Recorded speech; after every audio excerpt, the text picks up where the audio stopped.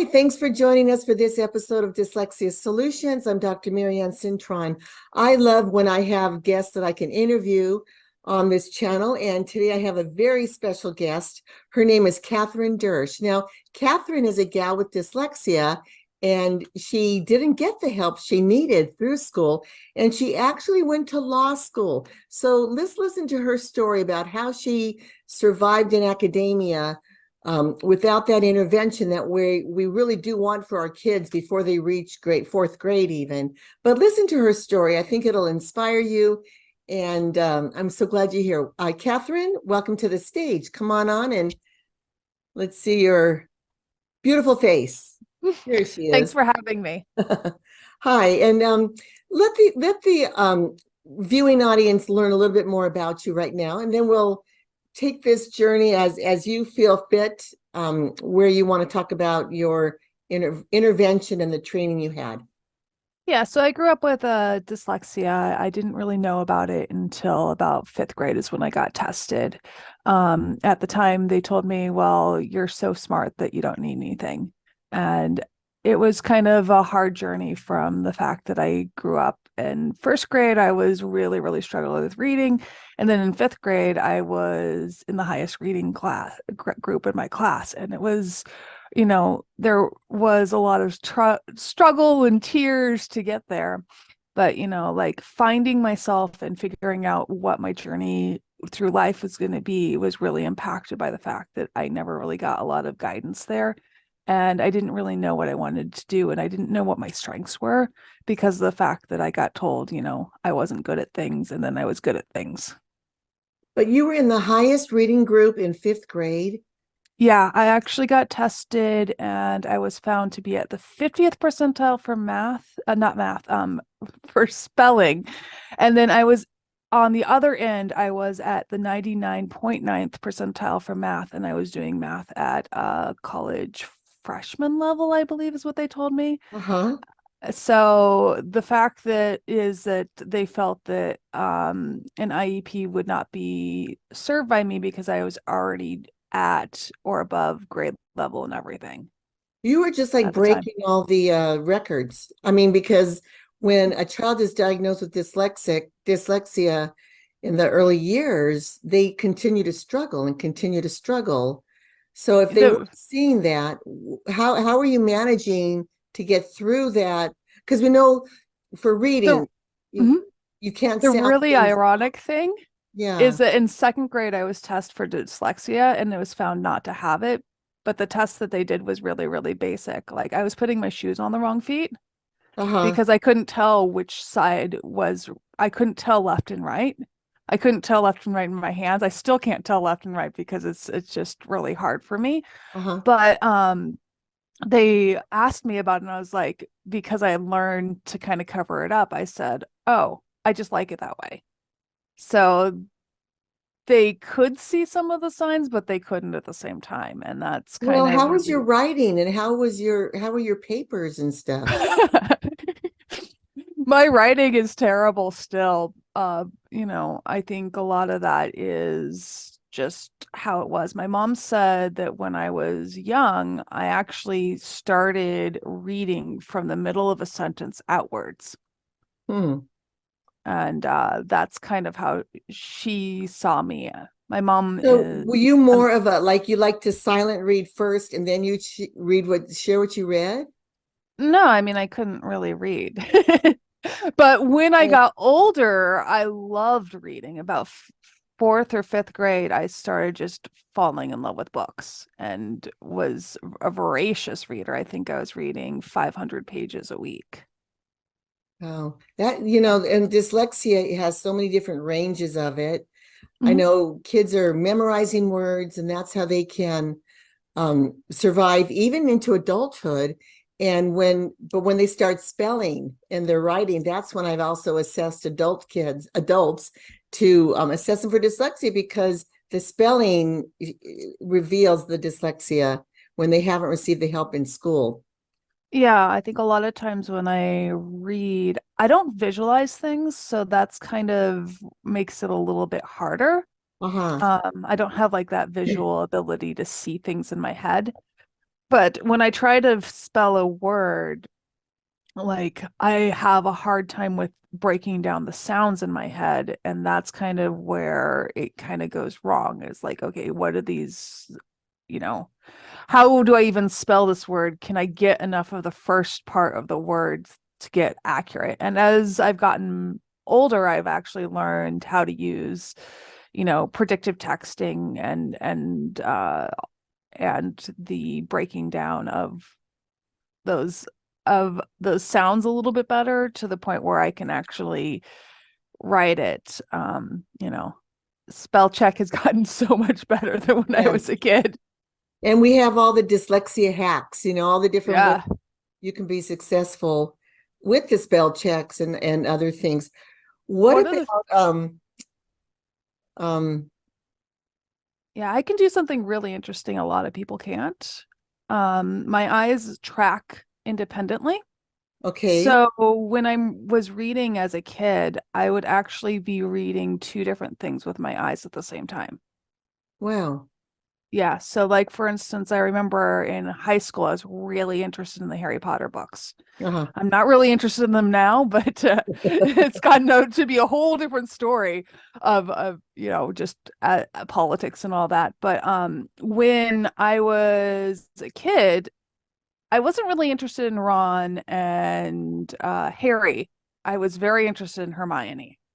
And so a lot of times the books would get really boring when it was just Ron and Harry talking and Hermione was nowhere to be seen. So my eyes would be reading, one eye would be reading, and the other eye would be looking for Hermione.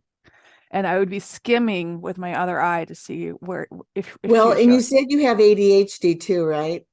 Mhm. And I would see that as one of the ADHD uh symptoms, just wanting to Yeah. get more instead of the patience of wanting to get there. What interesting though, what I wanted to find out, a lot of people with dyslexia, you said you don't visualize, but I know many people can visualize inside of something like a carver of wood, or Mhm. John Rich. I have a friend named John Rodriguez. I haven't talked to him for ages, but he's an ice carver, and he could see the shape inside the ice before he carved it. You don't have that No, I mean, 3D thing about your brain? mm-mm.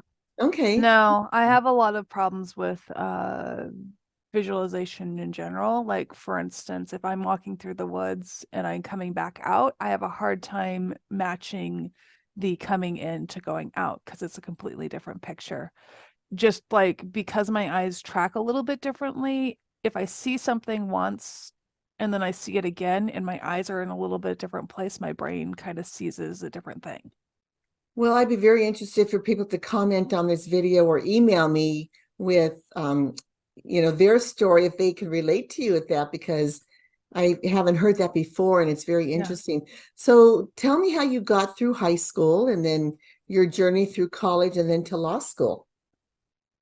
So, because my mom was a teacher, she taught middle school math. I had a lot of supports, even though I didn't get any formal supports. So, I had a 504 plan. And a lot of that was, as well as I was in the talented and gifted program at the same time. Uh, so, I didn't get, you know, any sort of support for my dyslexia. I got some speech therapy, which was really not what I needed. Speech therapy and dyslexia don't really go hand in hand. But my mom was able to kind of sort of finagle me into certain classrooms and try to get some teachers that were going to help me. Um, I had a teacher who tried to use typing so that I didn't have to write things by hand. And so there was a few little things that kind of helped. And mostly, I think my ability to write papers and really interested in writing things really helped me. You know, I got A's on all my papers in high school, mostly because I had original creative ideas, not because that there was, no spelling errors or anything like that. In fact, my papers were riddled with grammar and spelling errors. Mhm. But a lot of the teachers were able to see beyond that and see, okay, person is throwing out ideas that I'd never seen before, connecting things in ways that really were intriguing. So I had a lot of self-consciousness about reading out loud. I had a lot of inability to like self-correct grammar-wise. But I also was seen as one of the brightest people in my school. And it was a very interesting and really complicated for my self-esteem viewpoint. Because at one point, I had a teacher that was really, really technical, and I was getting D's in English, almost failing. And the next year, I was getting straight A's. Well, that's amazing that you didn't have any accommodations, because just so the listeners should know that college kids can get accommodations if you bring that assessment in. I was an adjunct at Azusa Pacific University, and when that student brought, that assessment in, I was able to give more time on the tests, and that was amazing for that young man to get that time. And I was just more compassionate because I saw the hours of tutoring that he was getting to just get and going through school. Amazing. So, and then you were inspired to go to law school. Why?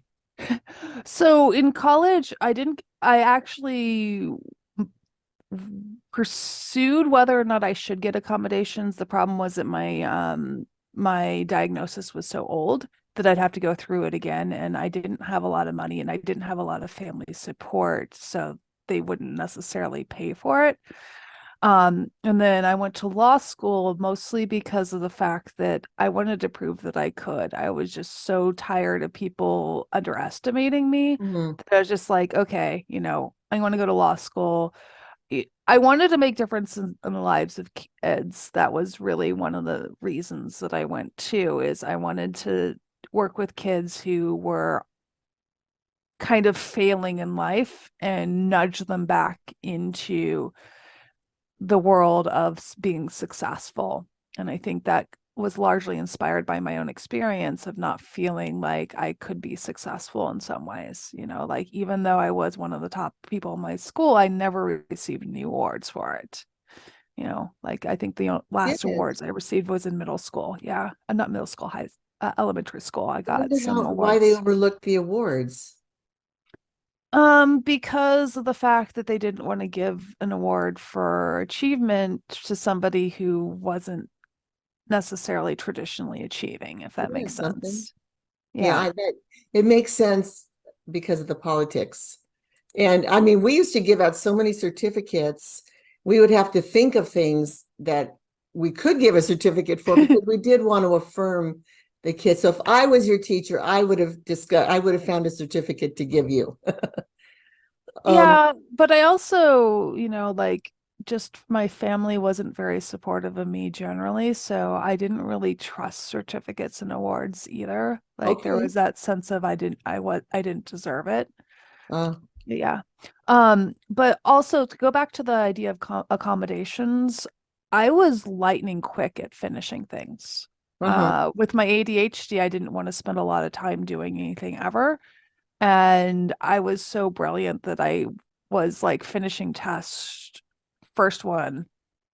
It was really funny. I actually missed an entire back half of a test once and didn't notice because I was so used to being first person done that I didn't realize that I probably had missed something.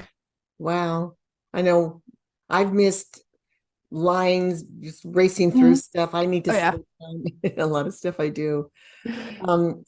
Okay, well, so it's interesting. You have a tutoring business. You got trained Mhm. to teach the science of reading, and you had foster kids who have grown up and they're out of the house. And I think that's really interesting that you have a heart to help kids that way. You didn't tutor them because you had that parent symbiotic relationship of a parent foster child where they didn't want mom Yeah, to that tutor. was so weird because like, I thought, okay, here's some kids, I don't, and the minute that I tried to like tutor them, it was just like, even though we only had a very cursory, even sometimes even only a couple of months of experience having them in the home at times, they were like, nope, And it was really interesting to see them project that parent onto me, even though, like, of course I was there and I was parenting them, but you'd think that that would be something that was developed over years. What And it about really just, when you mentioned law school, I immediately thought of advocacy because I know have other friends who are advocates who went through law school. Does that not interest you as much as the desire to tutor the kids? well, so special education law is kind of a really uh near and dear to my heart. Uh-huh. But the problem with special education law is how the funding for it goes. So Okay. normally if there's a lawsuit, you can, as a lawyer, take it on as a low bono or pro bono because there's an award at the end of it. Oh, With special education law, the actual law itself says that you can't recover any financial, you know, damages from it. You can only get the kids into the right program, and that's great, but it means that it's really hard to go in as a pro bono or a low bono lawyer because of the fact that there's just not any money to be recovered from it. So, that might be something that I want to go into at some point. Because of my dyslexia, I actually struggled and ADHD. I struggled with the bar a bit. I probably could pass it at some point. I moved a little bit and it just really didn't make sense with my life at the time. And I also uh-huh. realized that I wanted to work with kids, changing their paths in a way that wasn't the legal system, because the legal system really kind of only had two options. Either the kid didn't go to juvenile program and was, they were found not to be guilty and get off scot-free, which just taught them, oh, I don't have to worry about consequences, or the consequences were really severe and likely to lead to recidivism and reoffending over and over again. There wasn't really So a, when you okay, talk we're about going to save. helping, well, see, when you talk about helping juveniles, you're talking about those incarcerated. So Yeah. that's even a whole different track. I was thinking of just advocating for those kids who aren't getting, um, what they're entitled to, their faith. They're not, Yeah. so I mean, parents need I think advocacy. the two of them are kind of related. When you don't get the services that you need, the paths in life are very, very limited. And so that leads to trying to find new and alternative ways of getting what you want. So, a lack of success in school is really, really important. And so between college and law school, I actually worked at an alternative to incarceration program. And a lot of the kids I was working with had major, major issues with schooling. I had Oh, kids yeah, who were in high school who were at like a second grade reading level and yeah. had, the inability to write their own letters to their family to go home because they couldn't spell anything. I remember I was sitting with a kid and trying to help him spell things, and he literally asked me every word except for the how to spell it. Anyways, I looked at the paper before I, mailed it off, and the was spelled THA. So he had asked me for every single Yeah. word except for the and couldn't spell the. And I used to sub when I was working on my doctorate, I subbed in a lot of alternative ed schools, and they're tough. They were Mhm. not my choice. A lot of emotionally disturbed kids were in those schools. And I think those kids on their way to, I mean, they're just keeping them out of prison because they're Yeah. a lot of the tough kids and into trouble all the time. Um, So I think that if you work with kids on how to become successful in school, you can actually really change that trajectory. And so, dyslexia is and having appropriate interventions is really important. But right. there's also a huge social and emotional piece. And that's one of the things that really was a huge part of my story growing up, is that because of the fact that I didn't get any interventions, there was so much damage to my personality, to my sense of self. And that was really, really, really hard for me to see. And that's part of why I get really called to how do we fix, a kid that has everything going wrong with them? How do we get from, here's a kid that's being told that it's their fault that they're a failure to here's somebody who's very successful in life and here's and dyslexia is just my entry into understanding how society can make people feel like less than. Well, that's one reason why I'm a strong advocate of Jehovah. God is our, we answer to one person, to God, really. And teachers who are doing their own thing and not helping build the kids to know who they are, that they could accomplish and give them hope.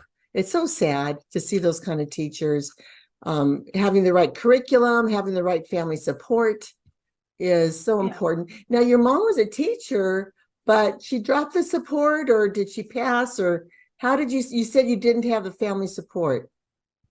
Yeah, I think my mom was a lot of times really so into teaching that she forgot that she had kids at home, if that makes sense. Yes, Like, it I does. mean, I Sadly. definitely, she cared when it came to my education, and she cared, but she was struggling with the fact that she was a woman at a time that was very smart, at a time that wasn't really supportive of women, and she was breaking down barriers at work. She actually got the Presidential's Award for Excellence in Mathematics and Science Teaching and got to shake Obama's hand. So like I think a lot of people were like, "Oh, your mom is, who my mom is," and we're like, "You must be so lucky. She's an amazing woman."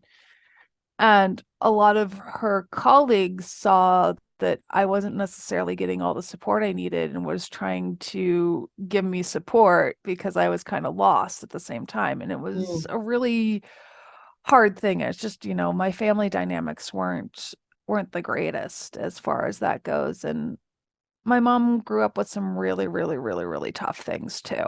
And so she didn't necessarily know how, because she didn't have great role models, how to raise me.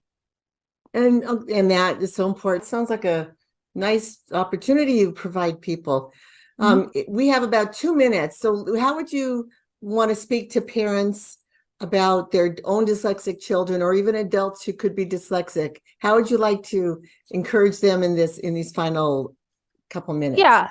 So I think really one of the huge things from my experience is it's really important for parents to realize how much damage that correction can do.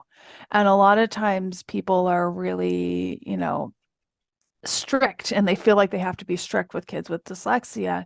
And a lot of times that just teaches them, and all these interventions teach them that they're not good enough. So you kind of have to really work with kids and realize that if a kid is doing really well academically with dyslexia, they're getting a lot of messages that are also about how they can't do things.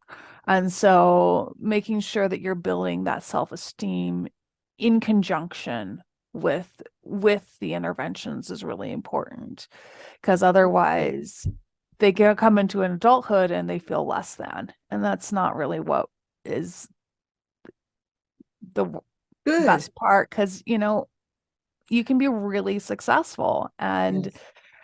to not feel the success is really hard. And I thank you for that. And parents need to be able to tap into their child's giftedness. Some of those could be, architecture, entrepreneurial, um, creativeness with the arts, dance, music, and they're good with technology. So parents need to tap into that and encourage them in their strengths. So we're going to wrap it up. And I thank you, Kathryn, for being here today. I want to conclude with showing you some of the books that I published. Dyslexia is a trait of genius. You can buy this on Amazon. This really talks about other models who've had dyslexia. Walt Disney, Albert Einstein, Steve Jobs, let your child know that there are other geniuses that have had dyslexia. It's not the end of the road for them, and they can continue with their education. One of my first book was A Message of Hope, and this talks about the science of, we use music in the left ear and spelling exercises in the right ear in my app called CDSM. That's a free app, and you can check it out. And this Message of Hope talks about the science of that. And this Prisms of Brilliance, this kind of resonates with what Kathryn was talking about. The illiteracy rate in the prisons is 69%. It's so high. And, we work our little tails off helping people in alternative ed. And they're headed, we're trying to keep them out of prison. But even the alternative ed schools need a lot of help because the illiteracy rate is so high in our kids. So you could find all these on Amazon. And if you need to be trained to help assess kids for dyslexia, I have a very affordable rate. And finally, if you want to be trained to work with dyslexic children, please reach out to me.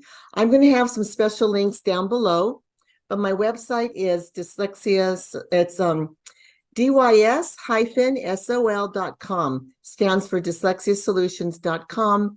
I hope you tune in and email me with some questions or comments.